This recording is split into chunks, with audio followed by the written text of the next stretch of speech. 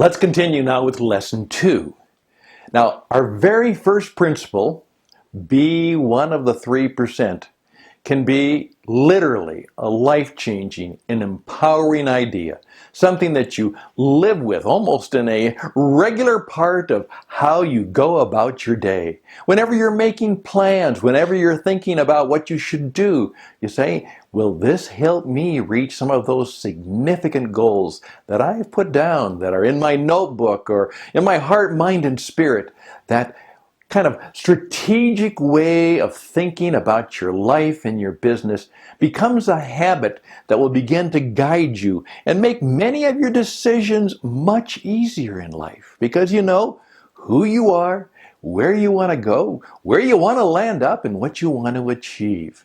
Life becomes a lot less complicated when you live like one of the 3%.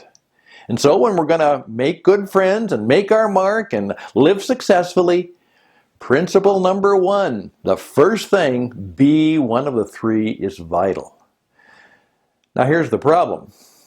Something's going to rear its ugly head when you start to live that way with greater intensity. And it's something we deal with all the time. It's the fear factor. And so here is where we go right now. Don't let fear kill your chances, your opportunities for true success.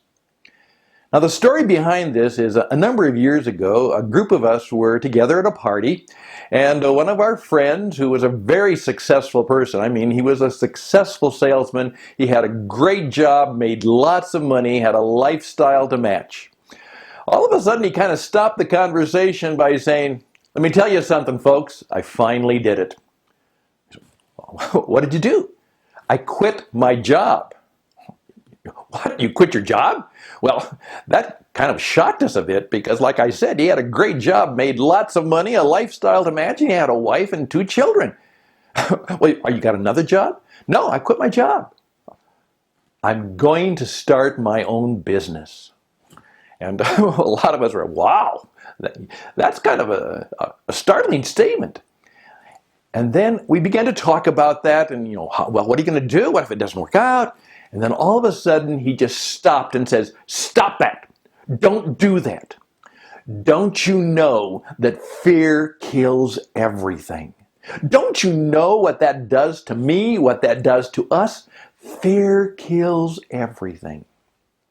Now, that was many years ago, and that scene and that statement has stuck with me for many years. Fear kills everything. And I began to realize how much fear had been a part of my life, and I still find it true today that facing some decisions that I was kind of raised, as I said, by a group of parents who worried and had a lot of anxiety, and that may even be a part of my personal and emotional DNA. It certainly is a part of the programming and the tapes that came into my heart and mind as I grew up, And so, how can I deal with the fears in my life so that I can have less fear and reach out and risk more and take greater opportunity for the things that come to me? And in doing that, I discovered that fear is the big thing. How many fears could we have? Somebody said, well, there are 700 different fears. And then I read another source that said, well, if you count all of the phobias and fears, there were close to 7,000. Well, that just simply means nobody knows. But we do know that fear is present everywhere in our lives, in our business, in our relationships. But what I discovered is that there are really 5 big fears that we have to work with. Because if we can deal with these 5, the rest become easier. Now, we're not talking about some great phobias that are deeply rooted in some psychological distress that we might have. But I'm talking about the fact that we deal with the everyday. And the first great fear, we all know this, and particularly those of us in more advanced and successful developed societies where we don't want to be poor. We don't want to run out of money. Now, a lot of the world, people have to learn to deal with that, but right now, In many of our societies, the fear of losing our job, losing money, not having enough money, not being able to get the things we want or even need is scary. I remember one time I was talking to a business executive, and his particular division was going through some real difficulties, and he was wondering what might happen to him. He says, I was driving down the street coming home, and all of a sudden to the side I saw a group of kids having a wonderful time. They were playing with an old refrigerator box. Somebody had just gotten a new refrigerator, and they left the box outside and gave it to the kids. And you know what kids do. They make little huts out of it or fortresses, having a wonderful time going in and out of the refrigerator box. And he said, all of a sudden I went into a panic attack. I literally went wet with sweat because all of a sudden I had a vision of myself being homeless and living in a box. He said, totally irrational. That probably is not going to happen. Wow. And I simply said, that's because one of our great primal fears is to be poverty-stricken. And so many of us do not take opportunities or do not take the risks that are before us because we are afraid of poverty and loss and homelessness. And I'm not minimizing that, but it's good to understand whether that would really happen to us or not. The fear is vital and primal and with us all the time. Second great fear is the fear of failure. We are an achieving society. We just talked about that. Failure is not looked favorably upon. We don't say, oh, he failed, so what? No, failure, we feel, well, then we'll lose our job. Then we'll be poverty-stricken. Then we'll be poor. Then we'll be home. You see, the fear of failure builds on and adds to the fear of homelessness or poverty, because if we fail, something bad's going to happen to us. The third great fear is the fear of rejection. Wow, does this walk into our lives? We won't be selected. We'll ask for a date and we'll be rejected.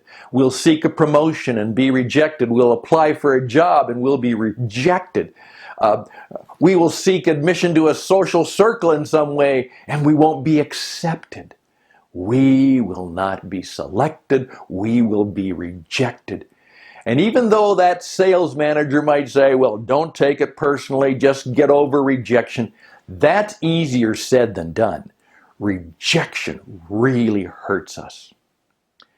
Now, I wish I had great solutions for all of these things, and there are strategies. This could be an entire course, and I actually have one on fear. But the point is, I want you to be aware that these things come into our lives. The fourth great fear is the fear that we have no value. Because we have no value, then obviously we'll be rejected, and then we'll be a failure, and then we'll be poverty-stricken. And it kind of works this way. For a number of years, I lived somewhat in the neighborhood of a major auto assembly plant. And so many people throughout literally 3 generations had made a good living by working at the auto assembly plant. Good job. But every once in a while, there was a rumor that the plant might close down, and of course that the manufacturing would be offshored or go to someplace else. You know how that works. Whenever that happened, there was a little bit of rumor panic that went around the community, the grocery store, the churches, the things that were in the neighborhood. And I remember one guy said to me, Stan, I don't know what I'd do. I worked at the plant for 32 years. If I lost that job, that's all I know. That's all I can really do. And he was incredibly fearful because he could not see that he had any other value or worthwhile abilities. At the same time, I had another friend that was in my church, and I asked him about it, and he said, well, yeah, I certainly wouldn't like it, but let me tell you, Stan, I've taken my time. I know a lot about cars, and I am a great mechanic. I just don't build these things. I understand these things. I can fix them. I'm good at that. I also know how to plumb. I do a lot of plumbing for my family and friends. I'm a great plumber. All I would have to do is take a test and I could be a licensed plumber, no problem. I help a number of, I help a number of the older people in church. I paint their houses. I'm a great painter. I'm a great handyman. And we all knew that. He could fix anything. He could build anything. And he simply said this, Stan, I'm very much convinced that if that happens, I will find some place where I can make money. I have a number of abilities that I know that I'll be okay. Now, do you see what had happened? That fear of not having any value had gone away, or was significantly reduced. And that's why when Dale Carnegie says self-confidence is vital, that's what he was talking about. That's why if we have more and more self-confidence, we will have less and less fear. And so if we have a number of competencies, if we're good at a number of things, if we're good at personal relationships, if we know how to publicly speak, we will have far less fear in our life. The final fear is one that we just may have to deal with in life, and that's the fact that, we're going to get old, we're going to get sick, and we're going to die. Ernest Becker, in a classic book called The Denial of Death, said that overcoming the fear of death and disease, if we could really deal with that, so many of our other fears would be reduced. A good book to read sometime. I know people who read that book every year just to learn from it.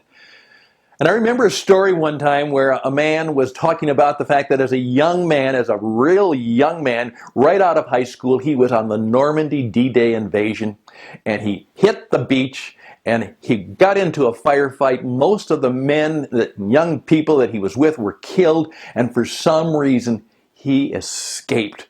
And he said, the reason I escaped is there was some older German soldier, saw this young kid and literally scared to death, and he just told me to roust. He said, I knew the rest of my life I should have been dead. I should have died in Normandy. And I had survived walking through the valley of the shadow of death. And he said, a lot of things happened in the last 40, 50 years, but I knew that nothing could be as bad as what I had gone through before. I also know a lady who's gone through the fear of have been healed, gone through the valley of 4th stage cancer, and she's okay. She has escaped death for this time. But you know what? That woman has no fear. She has been at the very depth door of all fear and has overcome it. She's fearless. She really is. And she says, I have a new zest for living because for once in my life, I know that whatever comes, I can handle it. I can handle it. And being able to say, I can handle it, is one of the things that will help us make good friends, make our mark, and live successful. So I would just simply ask you to take some time to think about these 5 fears and think about how you might have some strategies and ways of living, talking to yourself, putting things into your life that will help you live with less fear. Because we do not want fear to steal, to kill your chance of true success.